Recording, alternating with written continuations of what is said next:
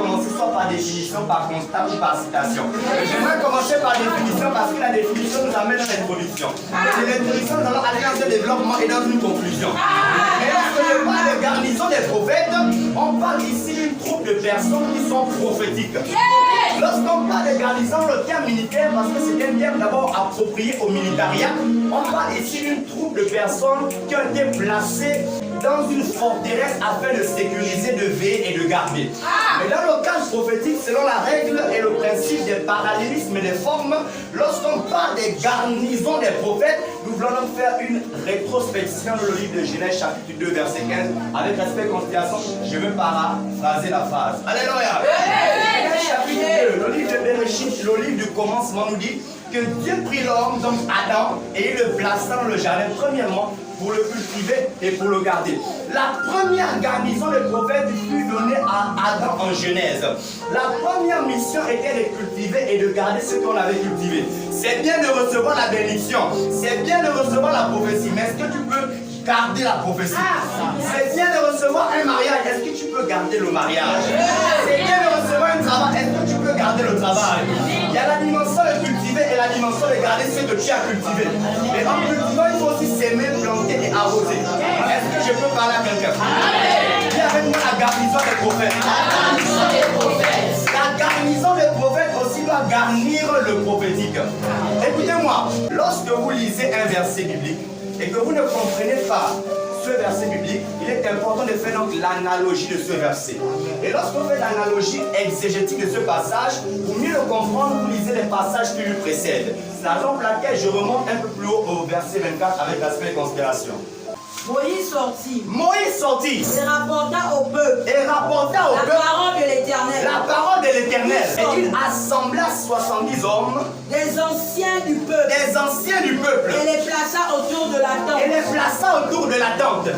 L'Éternel descendit dans la nuée. Et l'Éternel descendit dans la nuée. Parla à Moïse. Et parla à Moïse. Il prit de l'esprit. Et il prit de l'esprit. Qui était sur lui. Qui était sur Moïse. Et lui mit sur les 70. Et il a mis cet esprit sur les 70. Anciens. Et sur les 70.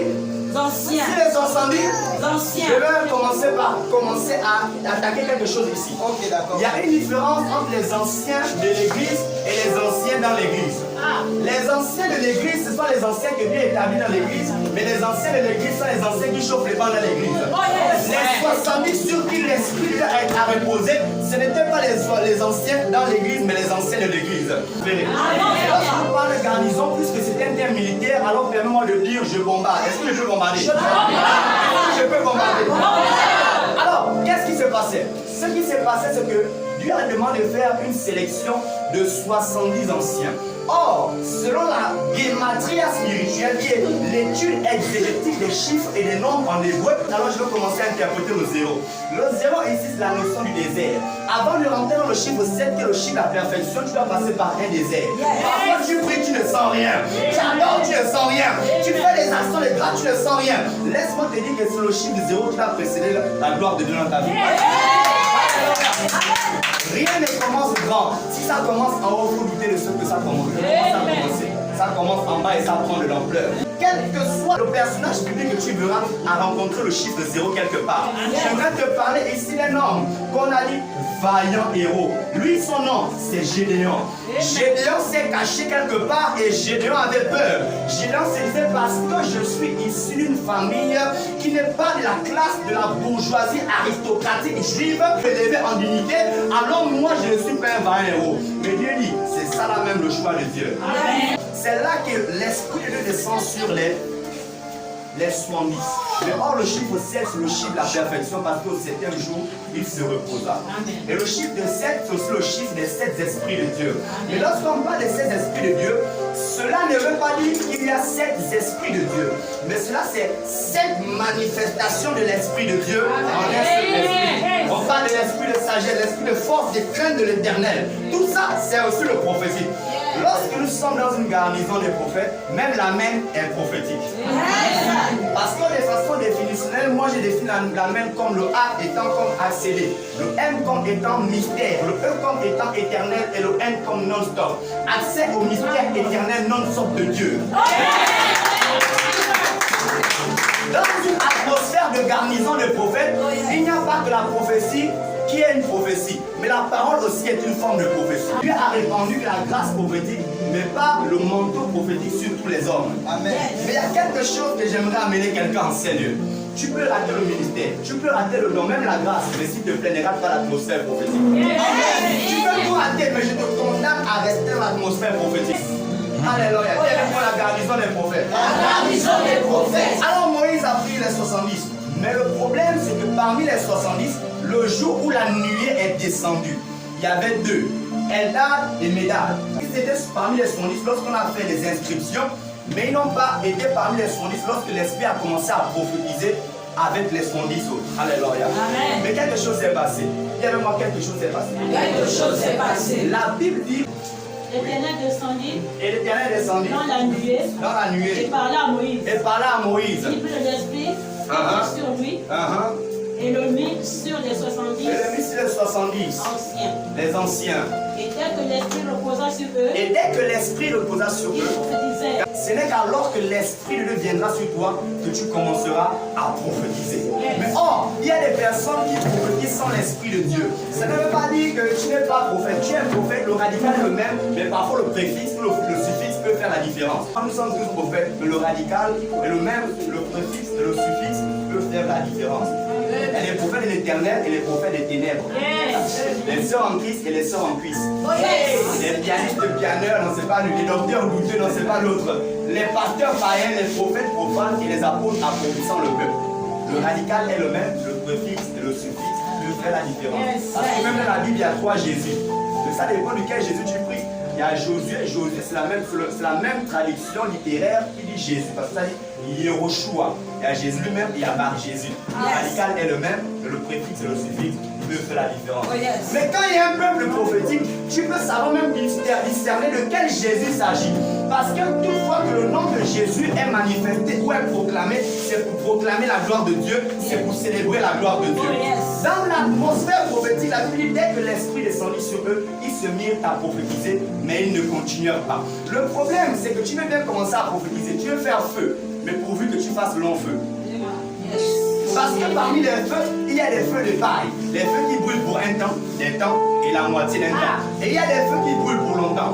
Dieu ne t'appelle pas afin que tu brûles pour un temps ni pour la moitié d'un temps. Mais Dieu t'appelle pour que tu brûles longtemps. Ne confonds pas, non, ne cherche pas à devenir une étoile filante. C'est vrai qu'une étoile filante brille et est éclatante, mais elle brille pour un temps des temps et la moitié d'un temps. Je te donne ce matin d'être comme une étoile polaire qui brille éternellement pour longtemps. Mais l'un appelé Eldad. Et l'autre Médad. Et l'autre Médad. Ils étaient restés dans le camp. Ils étaient restés dans le camp. Je dis à quelqu'un, après avoir reçu la gloire de Dieu, reste dans le camp de Dieu. Notre camp ne proclame pas ce que nous voyons à l'extérieur. Notre camp célèbre la gloire de Dieu. Notre camp prophétise par la parole de Dieu. Notre camp annonce l'évangile pour que les âmes se convertissent. Ça, c'est notre camp. Notre camp, ce ne sont pas de ceux-là qui vont plaisanter dans les cérémonies avec les païens et font les choses païennement. Non, tu peux aller là-bas, mais aller pour évangéliser et non aller pour qu'on te désévangélise. Est-ce que je parle? Laisse-moi franciser mes propres expressions. Parce que ça aussi, c'est prophétique. Est-ce que je peux avancer? Les deux là restaient dans le camp. Et sur lesquels l'esprit reposa. Et sur lesquels l'esprit reposa. Car ils étaient parmi les inscrits. Ils étaient parmi les inscrits. Vous savez, vous pouvez ne pas être avec les autres, mais en esprit, vous pouvez partager la même grâce. Amen. Vous pouvez ne pas même être dans un endroit où les autres prophètes sont en train de prophétiser. Mais si votre nom est inscrit, alors vous prophétiserez l'endroit là où Dieu vous placera. Amen. Le problème, c'est de rester dans le camp. Reste dans la présence de Dieu. Reste dans l'atmosphère de Dieu. Est-ce que vous savez que vous, après que Dieu vous ait visité, vous pouvez continuer à prophétiser sans que Dieu ne vous utilise davantage? Il faut donc des personnes qui ont un discernement pour savoir que non. Ce frère, jusqu'à là, c'est Dieu qui l'a utilisé. Mais à partir d'ici, ça c'est plus Dieu. C'est déjà la chair. En fait, ça représente clairement cette image. Ce n'est pas parce que je l'ai arrêté qu'il a arrêté de tourner. Il tourne pour un temps, des temps et la moitié d'un temps. Amen. Yes.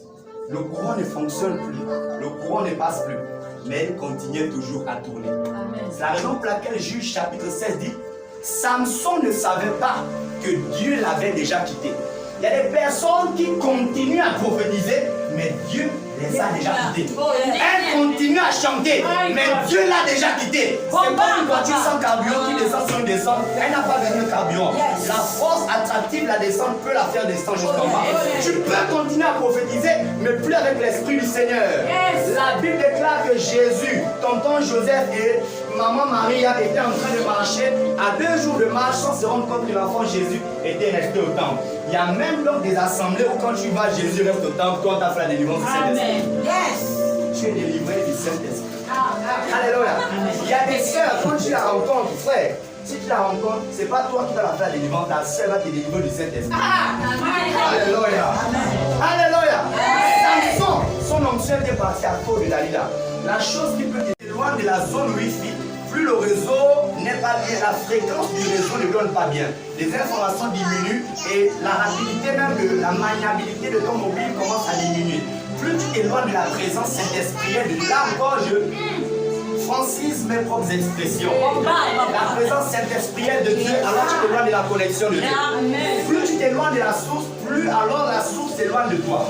En fait, Dieu ne va jamais permettre que tu te rapproches d'une source qui va t'éloigner de lui. Dieu va toujours t'éloigner de tout ce qui t'éloigne de lui et te rapprocher de tout ce qui te rapproche de lui. Si un homme t'éloigne de Dieu, Dieu va t'éloigner de cet homme. Même si tu le veux ou pas, ça va te rapprocher de Dieu. Parfois, une séparation peut te faire mal. Attends, ne t'es-tu jamais demandé si la séparation d'Abraham au chapitre 12 de Genèse, au verset 1er, là où Dieu dit, sors de ton pays, de ta patrie, de la maison de ton père, et je ferai de toi une grande nation. Ne penses-tu pas que ça faisait mal à Abraham de quitter son père Terah, de quitter ses frères et ses sœurs pour aller dans un lieu où il ne savait même pas? La Bible dit Abraham marchait sans savoir là où il allait, mais le juste vivra par la foi. Amen. Alléluia. Amen. Et je ferai de toi. Le et, c'est une conjonction de condamnation qui fait donc la liaison entre ceux qui suivent et ceux qui précèdent. Le et ici traduit alors que c'est parce que tu es sorti que je ferai de toi. Le et ne vient pas si tu n'acceptes pas la condition. Parce que même entre la prophétie et l'accomplissement, au milieu, il y a le sacrifice. Amen. Alléluia. Quel sacrifice tu fais à Dieu pour rentrer dans l'atmosphère prophétique? Frère, c'est bien de pouvoir prophétiser. Vous donnez la prophétie, mais ce qu'on veut faire de vous, c'est de vous un peuple prophétique. Parce que tout le temps on va prophétiser, mais quand nous ne serons pas chez vous dans vos maisons, qui va prophétiser pour ton mari? Qui va prophétiser pour tes enfants? Qui va prophétiser pour ton mariage? Même je déclare à partir d'aujourd'hui que tu deviennes un peuple prophétique. Que tu deviennes un homme prophétique. Que tu deviennes une femme prophétique. Apprenons-le. Avant de les prophétiser, avant de les donner toutes ces choses, avant que Jésus n'eût multiplié les pains, la Bible dit Jésus demandait de faire asseoir le peuple. Avant le miracle, faisons-les asseoir dans la parole. Alléluia. Avant la prophétie, faisons-les asseoir dans la parole. C'est très important. Alors les fondements seront solides. Ça permet qu'un jour, même si le prophète Dominique n'est pas là, alors toi tu pourras venir prophétiser comme Eldad et Médad qui n'étaient pas là mais qui étaient là en esprit. Quand tu es dans l'atmosphère prophétique, tu peux ne pas être au travail mais tu es au travail. Ah, j'aime ce que Apocalypse chapitre 4 nous dit. Apocalypse chapitre 4 nous parle des 4 êtres vivants. Même les anges les plus rapprochés du trône de Dieu ont les yeux. Or l'œil aussi est symbolisme du prophétique. Et lorsqu'on parle du prophétique, le symbole majeur c'est l'aigle. Alléluia. Parce qu'il a une bonne vue. Il voit très loin et il vole dans le vent. Or le vent c'est le symbole du Saint-Esprit. Sans le Saint-Esprit, tu prophétiseras, mais prophétiseras sans exactitude. Sans le Saint-Esprit, tu prophétiseras, mais tu prophétiseras hors contexte. La raison pour laquelle, pour atterrir dans mon message, en forme de conclusion, j'aimerais que quelqu'un me lise 1 Corinthiens chapitre 4. Celui qui parle en langue et celui qui parle en langue ne parle pas aux hommes. Ne parle pas aux hommes, virgule, virgule encore. Mais à Dieu. Mais à Dieu, virgule, virgule encore. Car personne ne le comprend. Car conjonction de condamnation qui explique la raison pour laquelle. Virgule, virgule. Et c'est en esprit. Et c'est en esprit. Il dit des mystères. Il dit des mystères. Lorsqu'on parle de mystères, on parle de petits secrets. Oh yes. Alléluia. Il y a avec moi mystère. Mystère. Dans le prophétique, quand tu pries en langue, tu dis des mystères. Tu révèles des secrets. Personne ne peut te comprendre sauf ceux qui sont dans l'atmosphère prophétique. Personne ne peut te comprendre sauf ceux qui parlent le langage. Personne ne peut te comprendre sauf ceux qui sont de la même classification aristocratique juive que toi. Personne ne peut te comprendre si ce sont sont les personnes qui sont descendues du ciel. Alléluia. La Bible déclare que nous sommes les ambassadeurs de Christ. Lorsqu'on parle d'ambassadeur, on parle d'un porte-parole d'un gouvernement dans un autre pays. Nous représentons un pays dans un autre pays. Nous ne sommes pas de ce monde. Nous venons d'un pays de là-haut. Et chaque pays a une langue, a un fonctionnement, une législation. Mais nous, notre pays a aussi un langage. Hormis le français, le bamba et toutes les langues que tu connais, pour n'en citer que cela, il y a aussi notre langue, la langue des anges. Oh yes. Seuls ceux qui sont connectés à la pensée prophétique peuvent comprendre ce langage. Oh yes. Dans le cas du parlant en langue, ce n'est pas forcément parce que toi ou les autres comprennent que quelque chose ne se passe pas. À chaque fois que nous parlons, quelque chose se passe. Allons-y. Celui qui prophétise, Celui qui prophétise, virgule, au contraire parle aux hommes. parle aux hommes. Les ennemis, virgule. Attendez. Celui qui parle en langue parle à Dieu, celui qui prophétise parle aux hommes. Je préfère même donc mieux parler à Dieu que de parler aux hommes. Donc il y a un lien entre le parler en langue et le prophétique. Pour mieux parler à Dieu et entendre Dieu, il faut parler le langage de Dieu. C'est la raison pour laquelle un prophète sans parler en langue, c'est compliqué. Et même si un prophétique sans parler en langue, c'est compliqué. S'il te plaît, si jusqu'aujourd'hui tu ne parles pas en langue, ce n'est pas encore un péché. Mais s'il te plaît, aller au ciel sans parler en langue, c'est compliqué. Je ne sais pas comment tu vas rentrer au portail parce que là, Gabriel va dire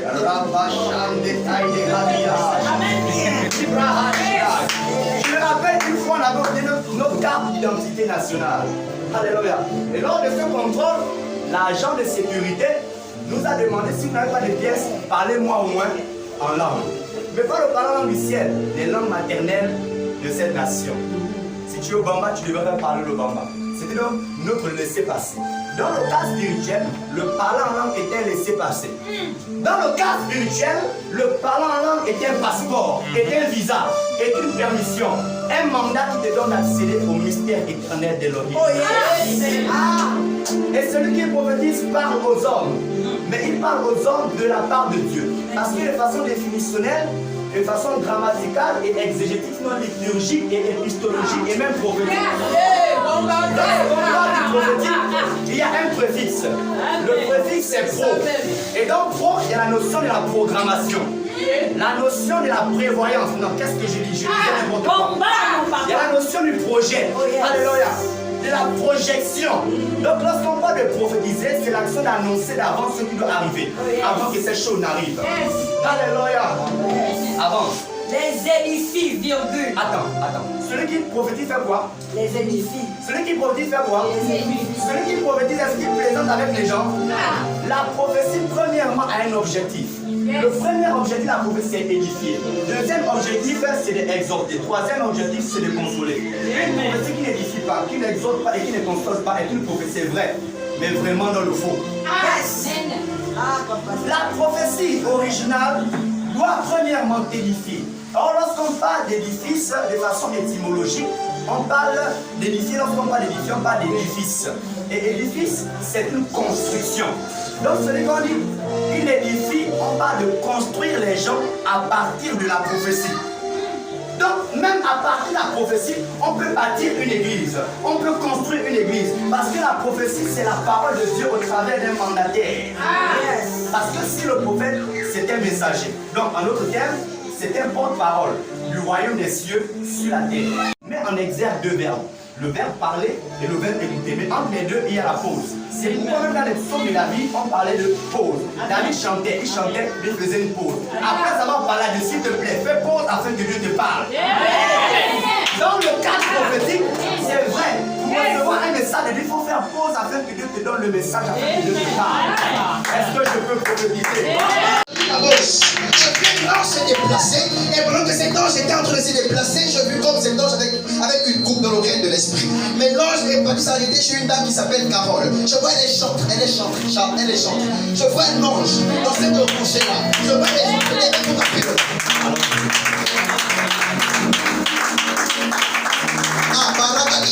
Je suis en train de voir une nouvelle portion tomber sur votre vie. Qu'est-ce que vous faites dans l'église? Vous êtes chanteur. Je vois dans l'onction qui va descendre est une onction terrible. C'est une onction terrible. Mais je voudrais vous poser une question. Le nom qui appartenait à qui? C'est le nom de votre grande sœur que vous allez donner à votre enfant qui s'appelle Sarah. Ok. Paragi Abaragados, Pradivais. Mais le nom, tu l'avais dit quoi? Ça veut dire quoi? La route. Ah, Marisa Kabaragadabos. Jesus Imanda Ragadaragados. Tu l'as Mumba Urisaka. Karabababos. C'est assez béni que vous avez eu hier enfant avec monsieur Alex. Monsieur Alex. Votre fille qui est en Belgique. Karababasou, Karabababos, Pradivos. Et vous êtes séparés en quelle année? Parce que je me suis arrêté en 1999 comme ça. Vous êtes séparés en quelle année? En 99 aussi. Ok. Karabasou, Pradivos. Est-ce que vous croyez que Dieu peut vous bénir? Vous croyez à ça, maman? Dis Seigneur, je crois. Dis Seigneur, je crois que je peux être béni et que je le suis déjà.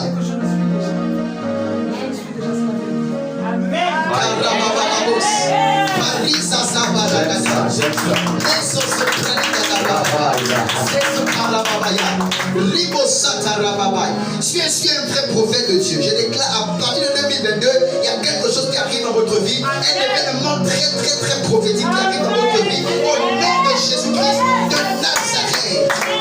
Amen. Qu'est-ce qui s'est passé en mai dans votre vie? Votre mois de naissance, c'est quel mois? En mai. Ok. Je vois en mai quelque chose va se passer. Mai 2022. Faites deux pas. Faites deux pas comme ça. Faites deux pas. Kabasi paragado sa paragadabas. Li paraga. Je décrète et je déclare qu'à partir de ce mois, les choses vont commencer à se viscérer dans le monde spirituel. Est-ce que je parle à quelqu'un ici? Ça se paragadabas. Et je vais revenir rapidement sur quelque chose. Je reviens. Qui est Bungu? Bungu, c'est Bungu Paragadabos.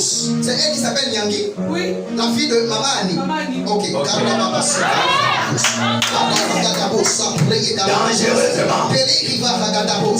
sommes à la garnison des prophètes. La garnison des prophètes. La garnison des prophètes. Reçois l'onction au nom de Jésus-Christ de Nazareth.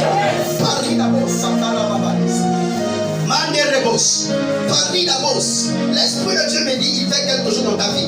Mais je me retrouve, my God, Karibobos Sata. J'ai une personne, mais je vois comme des lettres G-E-A, 2-Z-I-S à la fin, Mouélé. Lève-toi, maman, Karabasuta. Elle est pas pour vous. C'est votre petite sœur. Elle et moi ne s'est jamais vu. Et pendant que je suis en train de parler, je suis en train de voir le ciel qui est en train de s'ouvrir.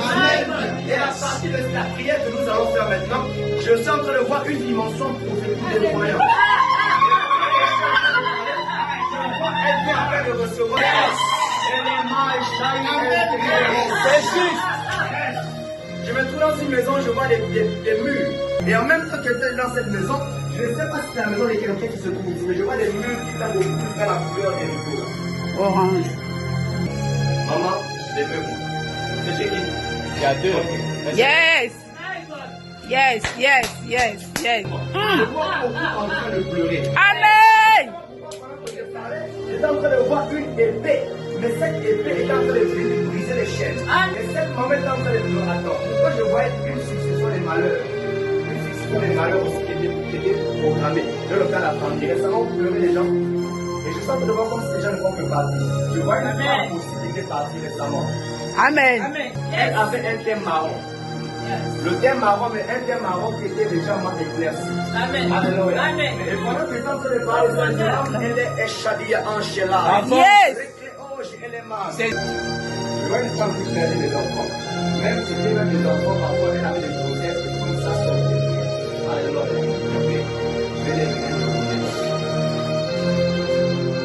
Et après ces mots, je vois comme la famille est en train de vouloir se séparer. Amen. Les conditions se demandent qui est en train de faire cela dans la famille. Qui est en train de faire cela? Qui est Roger? Roger. Votre oncle. Ok, je ne veux pas dire ce que je vois, mais je sens que je vois quelque chose. Parce que je suis en train de le voir en train de faire beaucoup de voyages. Parce que je le vois dans des conférences. Dans des grandes conférences. L'autre que je suis en train de parler, ce Roger, pendant que je suis en train de le parler, je le vois avec des verres. Et je suis en train de le voir au volant d'une voiture. C'est vrai ce que je suis en train de dire. Il porte des verres. Elle rentre clairement j'ai élément. Et je fais pas tout connaître Henriette. Parce qu'à un moment donné, dans le cadre de votre relation maritale, la Henriette, à un moment donné, ça a voulu amener une séparation avec son mari. Saint-Esprit. Yes. C'est pas pour l'autre. C'est pour moi et c'est pas pour l'autre. Au nom de Jésus. Je déclare quelle que soit la femme qui est dans cette même position. Quand tu redonnes tout au nom de Jésus. Amen. Alléluia. Amen. L'Esprit est en train de montrer maintenant un vent de restauration sur vous. Amen. Je parle, le vent va descendre sur vous impétueusement. Je prends jusqu'à 4 chiffres prophétiques. 1, 2, 3, 4 jours. Maintenant avec yes.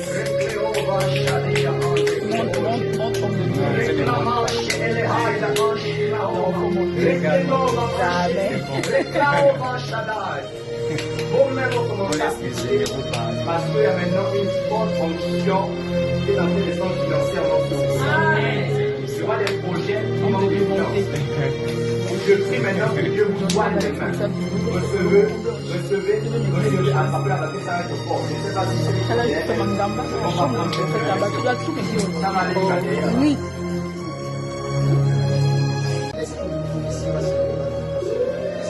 J'étais en train de pouvoir, c'est pas possible. J'étais en train d'entendre science éco. Science éco. Ah? Science politique. Ah. Alléluia. Amen. Ça va être la gestion de la cité. Ok. Vous et moi, là, j'avais parlé ensemble. Yes. Et d'abord, j'étais en train de voir une des erreurs de Dieu, mais qui était le cas de l'intercession. Yes. Mais à part l'intercession, je comprends pourquoi le prophète venait après de vous remettre une Bible. J'ai envie de voir la grâce pastorale sur vous. Alléluia. Amen. Et cette grâce pastorale de l'intercession va beaucoup vous donner des grandes visions. Entre la vie. Mais quand on parle d'elle, on me demande de lui dire réconciliation. Ça me voit comme s'il y a une forme de division et de séparation qui est maintenant. Là, on me parle maintenant de réconciliation. Est-ce que c'est vrai ce que je dis? Vous avez eu un problème avec elle? Et je vois comme si vous de pardonner et de laisser passer. Et bizarrement que tout vous l'avez déjà fait. Parce que l'esprit a commencé à vous interpeller. Yes. Elle, de son côté, elle est encore un peu réticente. Amen. Vous allez commencer à prier, l'esprit va commencer à parler là où elle est. Elle va attester que c'est le Seigneur qui vous envoie. Yes. Alléluia. Yes. Amen. Alléluia. Amen. Je ne sais pas pourquoi, c'est parce qu'il y a une délivrance qui doit venir à partir de vous. Amen. Yes. Canal Pro. Yes. C'est trop vrai, homme de Dieu. Amen. Amen. Amen. Amen. Amen. Amen. Amen.